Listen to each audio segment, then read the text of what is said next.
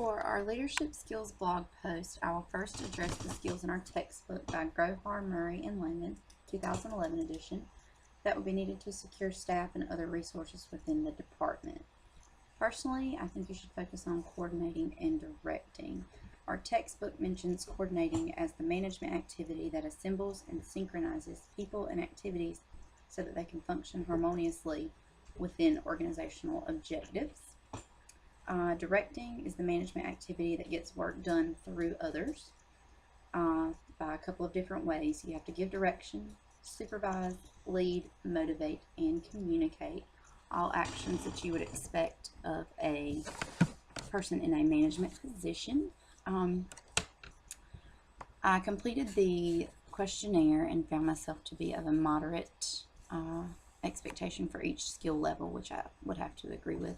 I'm not more so one way or the other at this point in my career.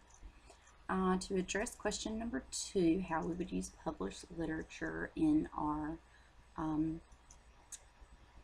position. As a nurse manager or even somewhat higher, you have to use published literature each day to support changes that you may be making on the unit, whether it's changes to a policy or a procedure, or changes to how you do a particular nursing skill within the department. Healthcare is ever changing, and the smallest things are being looked at and researched, and these results of these research are being published each day, and you have to take the results and turn it into better outcomes on your unit, whether it be how you're changing central line dressing, how Foleys are being handled on the unit, different levels of infection and things like that. I would feel that I need to work with every level within the hospital as a nurse manager or someone higher, but you also need to work with those that are below you, so to say. Work with your nurses that are firsthand at the bedside taking care of the patients to see what's going on, and then you can relay those messages as it goes up. Charge nurses, team leaders, clinical team leaders, the nurses that you have that are on different teams, whether it's the infection control team or the sepsis team, things like that.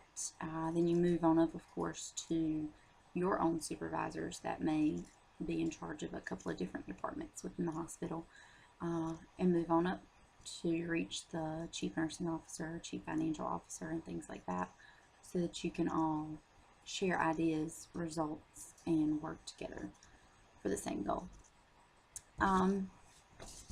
The third question was also how we could be effective in our role, what other departments we would need to work with.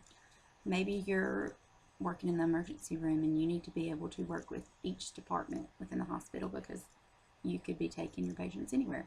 You may get a patient that goes to the ICU to be admitted. You may get one that goes to a medicine floor to be admitted. You may have a patient that just needs dialysis, so they just need to go to dialysis and come back and be discharged.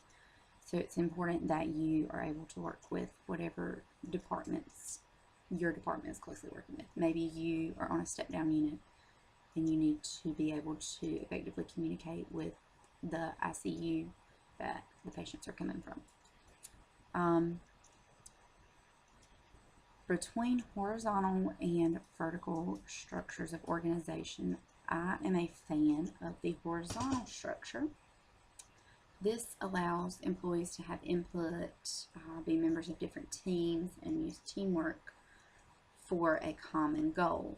But with that being said, I also feel a mix would be better between vertical and horizontal, whereas horizontal seems a little laid back and maybe it would need a little more structure, whereas vertical seems to be slightly more well defined. There's a more obvious chain of command, specific set of duties for each person, which comes in handy with nursing. You don't want too much gray space. You want your nurses to know who they're supposed to go to when they have a problem and where it's supposed to travel up, but you also want them to be able to have the aspect of teamwork and feel like they are part of a team. So that is it.